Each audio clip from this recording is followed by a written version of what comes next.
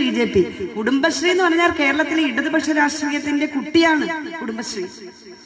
ഇടതുപക്ഷം കൊണ്ടുവന്നതാണ് കുടുംബശ്രീ. ആലപ്പുഴയിലാണ് അതിന്റെ ജനനം. ഒരു പിടി അരി എടുത്തുകൊണ്ട് 10 സ്ത്രീകൾ അവരുടെ വീട്ടുമുറ്റത്തിരുന്ന് രൂപീകരിച്ച സംരംഭമാണ് സഖാവ് VK നായനാരുടെ കാലത്ത്. അതാണ് കുടുംബശ്രീ. ഇന്ന് ആ കുടുംബശ്രീ പറയാം ഞങ്ങൾ കോൺഗ്രസ്, ഞങ്ങൾ BJP, ഞങ്ങൾ മറ്റേ പാർട്ടി. നിങ്ങളെല്ലാം ഇടതുപക്ഷമാണ്. ഇടതുപക്ഷം എന്ന് വെച്ചാൽ ഞങ്ങൾ കമ്മ്യൂണിസ്റ്റ് പാർട്ടിയുടെ കൊടിയല്ല പറയുന്നത്, ശരിയുടെ പക്ഷത്ത് നിന്ന്.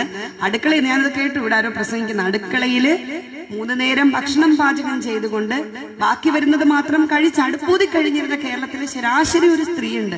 ആ സ്ത്രീയെ ഇന്ന് സമൂഹത്തിലെ നവകേരളത്തിലെ സ്ത്രീയാക്കി മാറ്റിയതില് കുടുംബശ്രീക്ക് ചെറിയ പങ്കൊന്നുമല്ല. തന്നെ ഒരു ദിവസം വന്നതല്ല, കാലങ്ങളായി ഇടതുപക്ഷത്തിന്റെ പ്രവർത്തനത്തിന്റെ ഭാഗമായി കൊണ്ടുവന്നാണ്. കഴിഞ്ഞ 2021 തെരഞ്ഞെടുപ്പിൽ നിങ്ങൾ ഓർക്കുന്നുണ്ടാവും, ശ്രീ MM ഹസൻ പറഞ്ഞൊരു വാക്ക്, ഞങ്ങൾ വന്നാൽ ലൈഫ് തകർക്കും. ജനം തീരുമാനിച്ചു ഞങ്ങൾക്ക് ലൈഫ് വേണം, ഞങ്ങൾ തകരാൻ തീരുമാനിച്ചില്ല. അത് നല്ലതായിട്ട് സീറ്റ് തന്ന് നമ്മൾ അധികാരത്തിൽ വന്നു. ലൈഫ് 5.25 ലക്ഷം പേർക്ക് ഇപ്പം വെളിച്ചമായി അല്ലെ. 5.25 ലക്ഷം വീടാ കേരളത്തിൽ പണിതത്. പിന്നെ പറഞ്ഞു ഞങ്ങൾ വന്നാൽ കുടുംബശ്രീ പൊളിക്കും, ഞങ്ങൾ ജനശ്രീ ഉണ്ടാക്കും. അപ്പൊ കുടുംബശ്രീയിൽ എല്ലാവരും തീരുമാനിച്ചു ഞങ്ങൾക്ക് ജനശ്രീ വേണ്ട, ഇത്രയും നല്ലൊരു സംവിധാനം ഇവിടെ ഉണ്ട്, അതങ്ങനെ പോട്ടെ എന്നാലോചിച്ചു. കുടുംബശ്രീ ഇവിടെയുണ്ട്. അധികാരത്തിൽ നമ്മൾ വീണ്ടും വന്നു, വീണ്ടും നമ്മൾ അധികാരത്തിൽ വരും. കാരണം എന്താ, വരാനുള്ള എല്ലാം നമ്മൾ ചെയ്തില്ലേ. 68 ലക്ഷം പേര് പെൻഷൻ വാങ്ങുന്ന ലോകത്തൊരു നാട് നിങ്ങൾ കാണിച്ചു തരാമോ? ചലഞ്ച് ചെയ്യാം, ഗൂഗിൾ നോക്കിക്കോ. 68 ലക്ഷം പേർക്ക് 2000 രൂപ പ്രകാരം പെൻഷൻ കൊടുക്കുമ്പോൾ ഒരു മാസം ഗവൺമെന്റ് മാറ്റിവെക്കുന്നത് 1000 കോടി രൂപ. ഇപ്പൊ ഒരാൾക്ക്, ഇവിടെ ഇരിക്കുന്ന ഒരാൾക്ക് 2000 രൂപ പെൻഷൻ കിട്ടുമ്പം ആ 2000 രൂപ എടുത്തുകൊണ്ട് അദ്ദേഹം തൊട്ടടുത്ത മാർക്കറ്റിലേക്ക് പോകുന്നു, മീൻ വാങ്ങുന്നു. മീൻ വാങ്ങുന്ന ആൾക്ക്, ആ മീൻ വിൽക്കുന്ന ആൾക്ക് കിട്ടുന്നു 100 രൂപ. തൊട്ടടുത്ത കടയിലേക്ക് പോയി, കൊച്ചുമക്കളുണ്ട്, അവർക്ക് പഴവും പച്ചക്കറിയും വാങ്ങാനായിട്ട് ആ അച്ഛൻ അങ്ങോട്ട് പോകുന്നു, അവിടെ കൊടുക്കുന്ന ഒരു 200 രൂപ, അവിടെ അയാൾക്ക് 200 രൂപയുടെ വരുമാനമായി.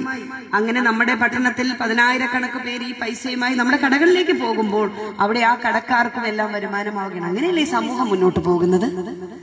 ആ കുടിശ്ശികയാക്കിയിരുന്നവരല്ലേ ഐക്യജനാധിപത്യ മുന്നണി. 18 മാസത്തെ പെൻഷൻ, അതും എത്ര രൂപ? 600 രൂപ പോലും നിങ്ങൾക്ക് കൊടുക്കാൻ പറ്റിയില്ലല്ലോ. എന്നിട്ടാണോ നിങ്ങളിപ്പം ഞങ്ങളെ വിമർശിക്കുന്നത്? ഞങ്ങളെല്ലാം ചെയ്തു, ഞങ്ങളുടെ ജോലി ഏതാ? മുഖ്യമന്ത്രി പിണറായി വിജയന്റെ വാക്കുകൾ കടമെടുത്താൽ നിങ്ങൾ വിവാദങ്ങളുടെ പുറകെ പൊക്കൂ, ഞങ്ങൾ ജനങ്ങളോടൊപ്പം പോയിക്കൊണ്ടിരിക്കുക, ഞങ്ങളുടെ ജോലിയാ. അതുകൊണ്ടല്ലേ കേന്ദ്രവും കേരളവും ഒന്നിച്ചു ഭരിച്ചിട്ടും കോൺഗ്രസ് നിങ്ങൾക്ക് എന്താ ബൈപ്പാസ് ഇവിടെ റോഡ് കൊണ്ടുവരാൻ പറ്റാഞ്ഞ്? NH നിങ്ങൾക്ക് ചെയ്യാറുണ്ടല്ലോ, എന്താ ചെയ്യാഞ്ഞ്?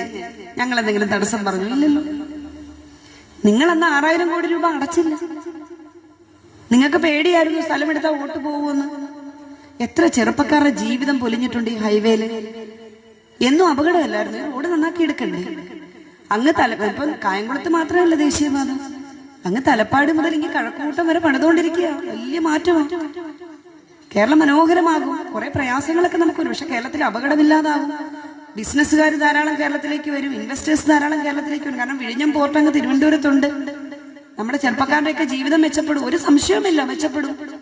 പുതിയതായി വലിയ സാധ്യതകൾ കേരളത്തിന് തുറക്കും. അത് ഈ ഗവൺമെന്റ് നേട്ടമാണ്. കേന്ദ്രവും കേരളവും അധികാരത്തിലുണ്ടായിരുന്നപ്പോൾ എന്തേ കൊച്ചി ഇടമൺ പവർ ഹൈവേ നിങ്ങൾ യാഥാർത്ഥ്യമാക്കാതിരുന്നത്? ഞങ്ങൾ പറഞ്ഞോ ചെയ്യരുതെന്ന്? ചെയ്തില്ലല്ലോ.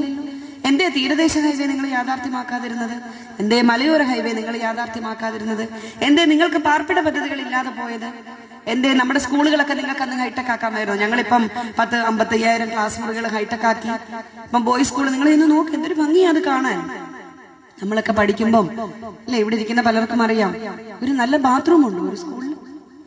ഇപ്പൊ ആ ക്ലാസ് മുറികൾ നോക്കണം. നമ്മുടെ ബോയ്സ് സ്കൂളിൽ മാത്രം ലാബ് എന്ന് നിങ്ങളൊന്ന് കയറി 25 ലക്ഷം രൂപയുടെ ലാബാണ്. ഏറ്റവും ആദ്യത്തെ സംസ്ഥാനത്തെ ഏറ്റവും ആദ്യത്തെ ഹൈടെക് ലാബ് ചെയ്തിരിക്കുന്നത് നമ്മുടെ ബോയ്സ് സ്കൂളിലാണ്. ഇപ്പൊ മാവിലേത്ത് സ്കൂൾ 18-ാം തീയതി എല്ലാരും വരണം കേട്ടോ. 18-ാം തീയതി മാവിലേത്ത് സ്കൂൾ 3 കോടിയുടെ നിർമ്മാണ പ്രവർത്തനം പൂർത്തീകരിക്കുക.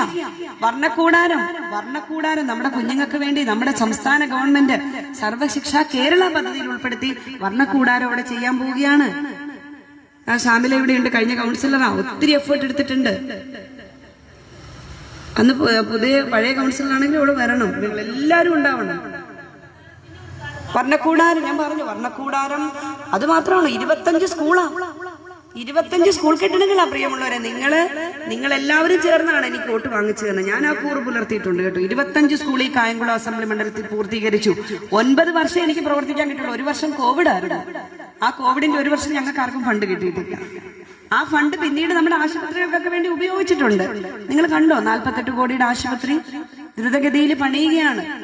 MLA ഇങ്ങനെ കൈ കാണിച്ചോണ്ടൊന്നും ആശുപത്രി വരില്ല കേട്ടോ. സിമെന്റും കട്ടയും എല്ലാം ഇട്ട് പണിയണമല്ലോ. 48 കോടിയുടെ വർക്ക് പെട്ടെന്ന് തീർക്കാൻ പറ്റുമോ? അതിന് സമയമെടുക്കും.